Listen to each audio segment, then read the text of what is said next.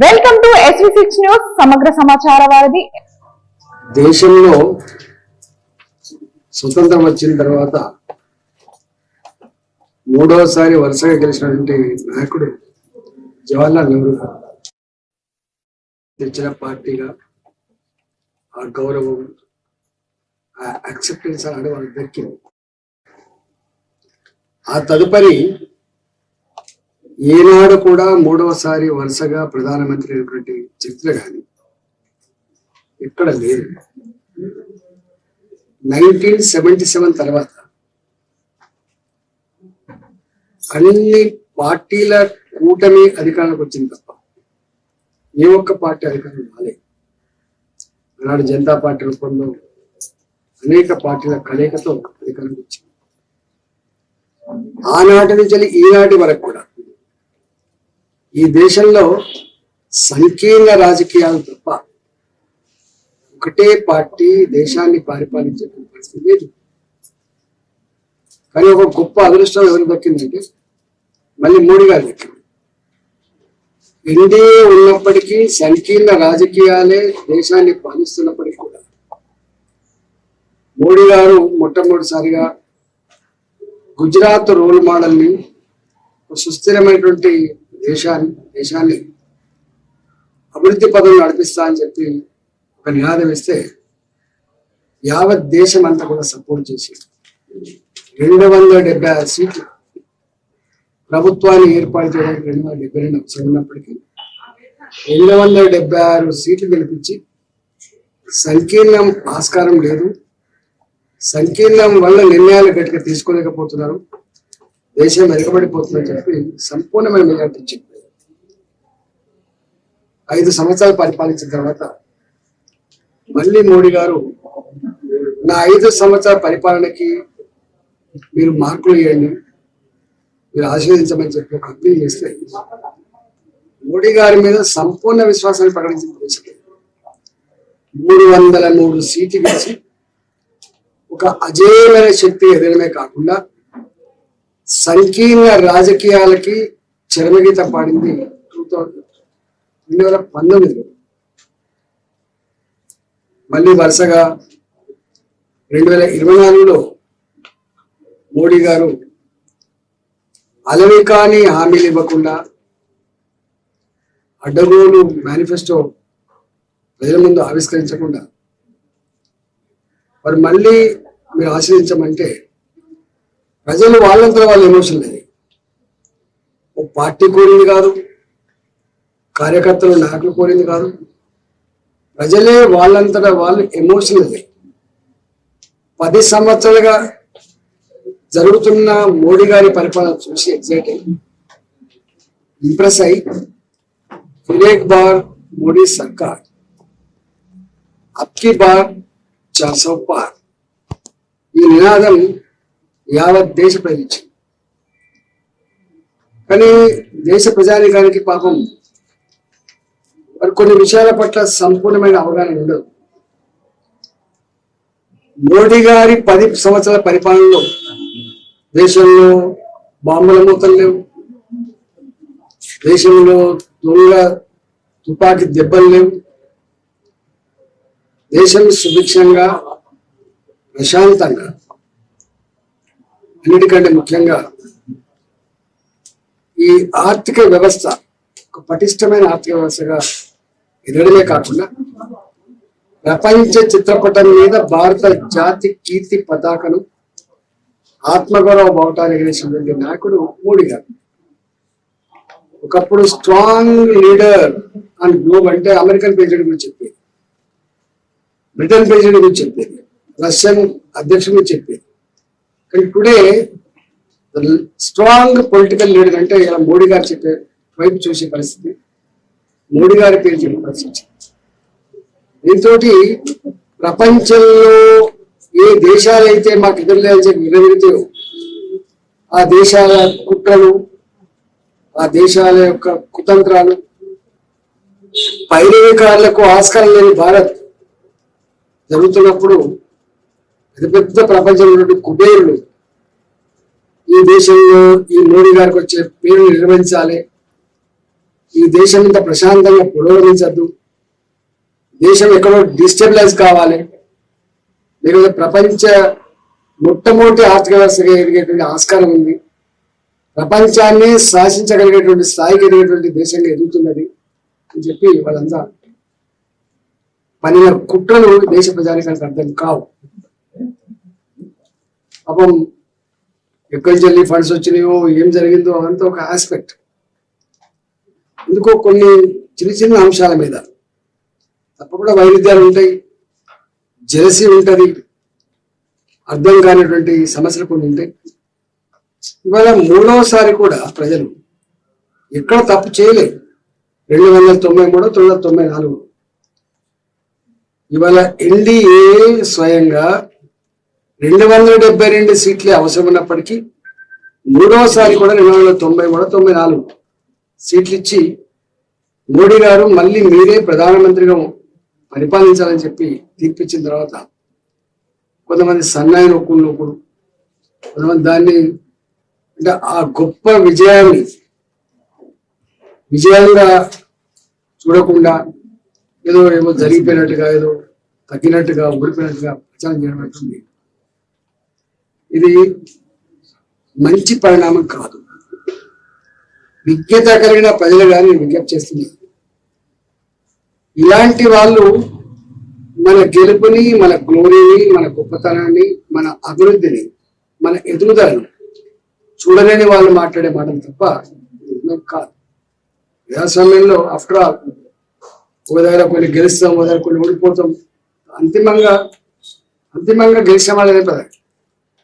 ఈ ఎన్నికలు ఒక ఉత్తరప్రదేశ్ సంబంధించిన ఎన్నికలు కాదు, ఈ ఎన్నికలు ఒక తెలంగాణకు ఎన్నికలు కాదు, ఈ ఎన్నికలు యావత్ భారతదేశం సంబంధించిన ఎన్నికలు. యావత్ భారతదేశంలో ఒక రాష్ట్రంలో ఎక్కువ కావచ్చు, ఒక రాష్ట్రం తక్కువ కావచ్చు. గుజరాత్ అబ్సల్యూట్ వచ్చింది, మధ్యప్రదేశ్ అబ్సల్యూట్ వచ్చింది, ఎన్ఎల్ఏ తెలంగాణలో 8 సీట్లు వచ్చినాయి, ఇవాళ ఎన్ఎల్ఏ వచ్చినాయి. ఇవాళ ఎన్ఎల్ఏంది కేరళలో 3% పెరిగింది. ఇట్లా ముందుకు పోతా ఉంటే ఇవాళ మోడీ గారి మీద, ప్రభుత్వం మీద దాడి చేయడం, చిన్నగా మాట్లాడుతుంది, బాధ కలిగిస్తుంది.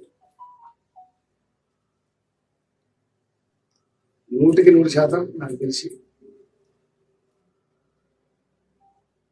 ఇప్పటి ఈ తీర్పు గొప్పదే అయినప్పటికీ కూడా డెఫినెట్ గా మోడీ గారి పరిపాలనకు సంపూర్ణమైన మెజార్టీ రానట్టుగా భావిస్తుంది. కాబట్టి అసెస్ చేసుకుంటాం, మాట్లాడుకుంటాం, సమీక్షించుకుంటాం, మళ్ళీ పురోగమిస్తాం తప్ప ఇతర దేశాలు లేక ఇతర వ్యక్తులు కుట్రలు పడినట్టుగా వాళ్ళ కుట్రలకు ఆస్కారం ఇచ్చే ప్రసక్తి లేదు.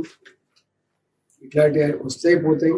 అంతిమంగా ధర్మాందే విజయం ఉంటుంది, న్యాయందే విజయం ఉంటుంది, ప్రజల పక్షాన నిలబడ్డ నాయకుడిదే విజయం ఉంటుంది తప్ప వేరే వాడిని ఆస్కారం లేదు. కాబట్టి జరుగుతున్న పరిణామాల పట్ల ప్రజానీకం అప్రమత్తంగా ఉండాలని, కార్యకర్తలుగా, నాయకులుగా తిప్పి కొట్టాలని, నాయకుడి శక్తి పెంచకుండా, నాయకుడికి మనోని బలాన్ని ఇవ్వకుండా ఈ దేశం నడపలేక మనం చూస్తాం.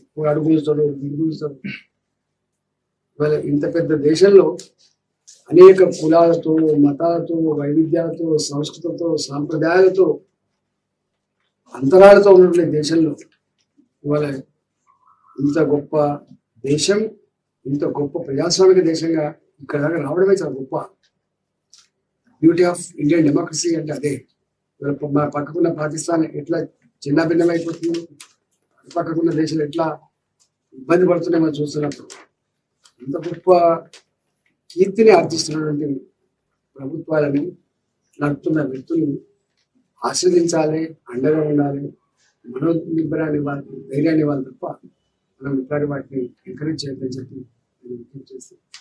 తప్పకుండా మోడీ గారి మొట్టమొదటి స్పీచ్లో చెప్పారు, 10 ఏళ్ళు గడిచినప్పటికీ 75 సంవత్సరాల స్వతంత్ర భారతదేశం ఏ రుగ్మతలు, ఏ బాధలు ఈ దేశం అనుభవించడం, వాటిని ఒకేసారి తీర్చగలిగినటువంటి దేవుణ్ణి కాదు నేను కూడా ఒక మనిషిని.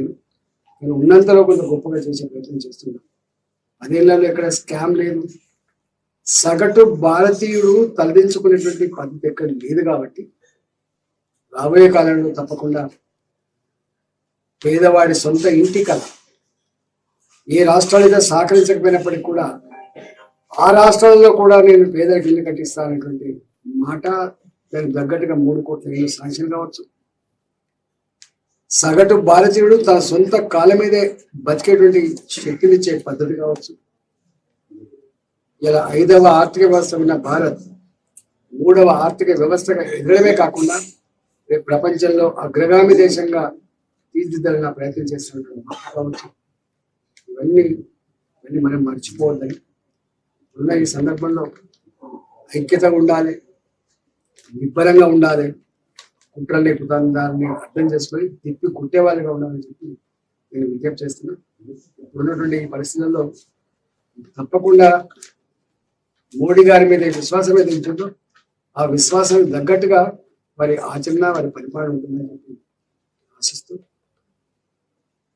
నమస్కారం. అందులో ఎల్బీ నగర్ కీలకము.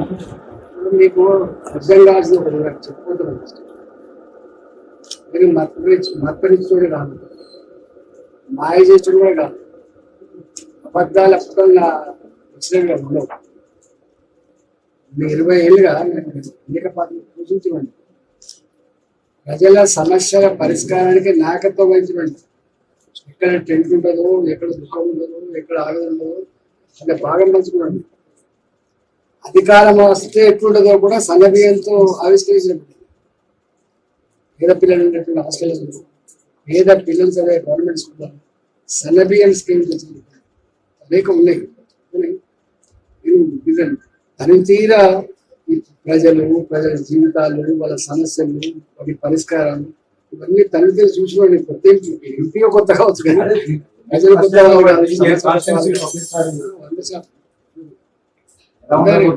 నేను దేన్ని వదిలిపెట్టాను. రేపు మున్సిపాలిటీ మీటింగ్ కూడా పోతానండి, రేపు జిహెచ్ఎంసీ మీటింగ్ పోతానండి, డివిజన్ మీటింగ్ కూడా పోతానండి, రేపు ఎంపీపీల మీటింగ్ కూడా పోతాను. నేను వదిలిపెట్టాను. మా ప్రజల సమస్యల పరిష్కారానికి అన్ని రకాల పాల్గొనడమే డిగ్నిటీ. ఎంపీ కూడా పోతాడు ఎంపీ సేక్ ఆఫ్ పీపుల్.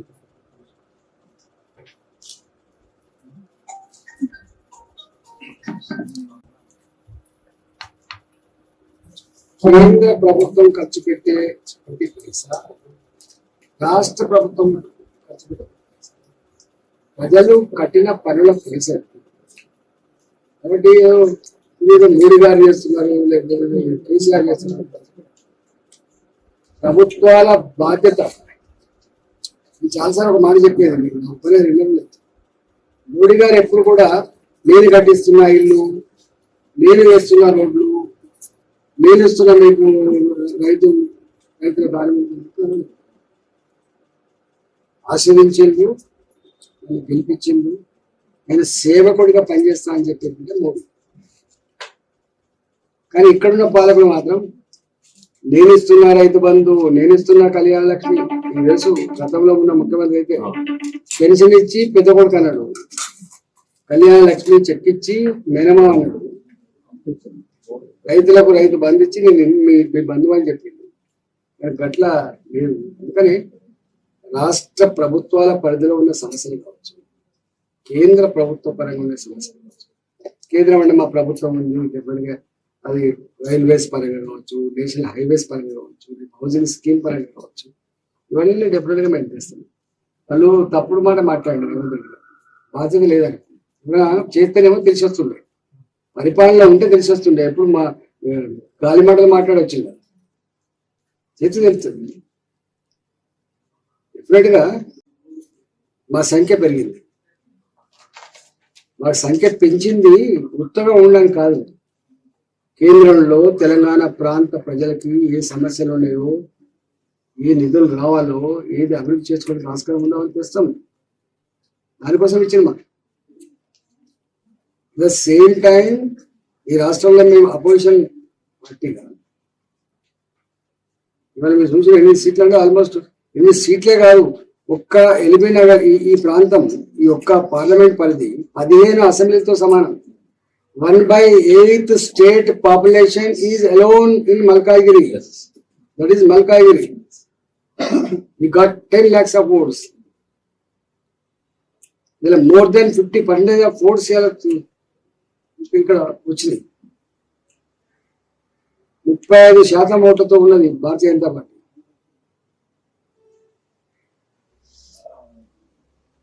గతంలో రేవంత్ రెడ్డి గారు ఇక్కడ ఎంపీగా ఉండి పిసిసి అయ్యారు.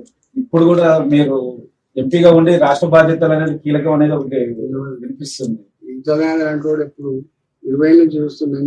రాష్ట్ర బాధ్యతలు మీకు వస్తున్నాయని వినిపిస్తుంది. నేను ఏ పార్టీలో ఉన్నా, టీఆర్ఎస్ పార్టీలో ఉన్నా, నేను ఒక సైనికులాగా పనిచేసాను, బీజేపీలో ఉన్నా సైనికులాగా పనిచేస్తాను. రెండోది నేను చాలాసార్లు చెప్పుకునేది ఏంటంటే నా క్యారెక్టర్ పార్టీలు మార్చే క్యారెక్టర్ కాదు. కేసీఆర్ అనుకోడు ఎల్లగొడితే వచ్చింది తప్ప, మెడలు బట్టి ఎల్లగొడితే వచ్చింది తప్ప లేకపోతే వచ్చినది కాదు. ఎవడు చెప్పుకోడు ధైర్యంగా, మెడలు బట్టి ఎల్లగొడితే వచ్చిన నేను వస్తే నన్ను అక్కడ చేసుకున్న పార్టీ భారతీయ జనతా పార్టీ. మధ్యలో ఇబ్బంది కూడా పడ్డా, నేను బాగా ఇబ్బంది పడ్డా. కానీ మా అధిష్టానం చెప్పింది ఇబ్బంది తాత్కాలికం, తర్వాత భవిష్యత్తు తెలంగాణ బాగుంటుందంటే నేను కట్టుబడి పనిచేస్తున్నాను. రాష్ట్ర అధ్యక్ష నా చెప్పింది నేను ఎప్పుడు ఆశించాను. నా కెపాసిటీ ఏమైనా ఉంటే, నా అనుభవాన్ని ఏమైనా బేరీ చేసుకుంటే, నేను ఈ పని చేయాలని చెప్పి అసెస్మెంట్ వాళ్ళు చేసుకుంటే వాటికి చాలా సమాచారం ఉంటుంది, అసెస్మెంట్ ఉంటుంది. నాయకత్వం జనరల్గా నేషనల్ పార్టీలు, ప్రాంతీయ పార్టీలు ఏమో పుత్రవాత్సల్యం ఉంటుంది. నేను నా కొడుకు ఉండాలి, నా కూతురు ఉండాలి. జాతీయ పార్టీకి అట్లా ఉండదు. ఎవరికి కెపాసిటీ ఉంటుందో వాళ్ళకు ఆదరిస్తారు, వాళ్ళు ప్రోత్సహిస్తారు. అవర్ హైకమాండ్ ఫీల్స్ ఈ పని చేస్తే అంటే నా పని చేస్తే తప్ప నేను పోయి నా 20 ఏళ్ళు ఎప్పుడు అనుకోలేదు. నేను ఉద్యమంలో జైలు అయినప్పటి నుంచి 10 ఏళ్ళలో ఉన్నాను. నేను అనుభవించిన 10 ఏళ్ళు లేదు. నేను ఇట్లా ఎంటర్ అవడంతో ఒక సెటిల్ ఆనాడు టీఆర్ఎస్ పార్టీలో కార్యదర్శిగా పనిచేస్తాను. ఆ తదుపరి ఎమ్మెల్యే అయినాను. ఆ తదుపరి వెంటనే జిల్లా అధ్యక్షుడు అయినా నేను ఎమ్మెల్యే. ఆ తదుపరి రెండోసారి కలిస్తే నేను ఇమ్మీడియట్ గా పార్టీ ఫ్లోరెడ్ అయినా. నా పార్టీ ఫ్లోరెడ్ కంటే ఇంకా అంతకంటే పెద్ద పని ఏముంటుంది. 2 సార్లు పార్టీ ఫ్లోరెడ్ అయ్యాను. రాష్ట్రం సాధించిన తర్వాత మొట్టమొదటిసారిగా అధికారంకి వస్తే ఆర్థిక మంత్రి అయినా. శూన్యంలో ఏమి లేని దగ్గర ఒక ఆర్థిక మంత్రి. కష్టకాలంలో కన్నీళ్ళు పెట్టే సమయంలో నేను ఒక ఆరోగ్య మంత్రి అయినా.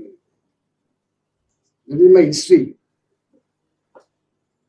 చేసిన పుస్తకం అలా ఉంటుంది మాది. ఇక్కడ మాలవడిలో పోయి నేను ఇది చేసిన, అది చేసిన, మసకపోటు మాయ చేసుడు, వైరల్ చేసుడు, నాకేం కర్మ. నేను రిటర్న్ మలకాయకి వస్తే మలకాయకి వచ్చిన ఇక్కడో కాడ ఈటల అంటే యాక్సెస్ ఉంటుంది కదా. ఓట్లు పర్సన్ ఇవాళ Malkajgiri, character of Malkajgiri intellectuals ఉండే, సమాజం పట్ల సునిశ్చిత పరిజ్ఞానం ఉన్నటువంటి వాళ్ళు అక్కడ ఓట్లేదు. కానీ నేను ఇది కావాలి, అది కావాలి, వీళ్ళతో పోటీ ఎక్కడ పోటీ. నేను ఎవరిని పోటీదారులు అనుకోను, నేను ఎవరితో పోటీ పడను. బాబు మనం వెళ్దాం.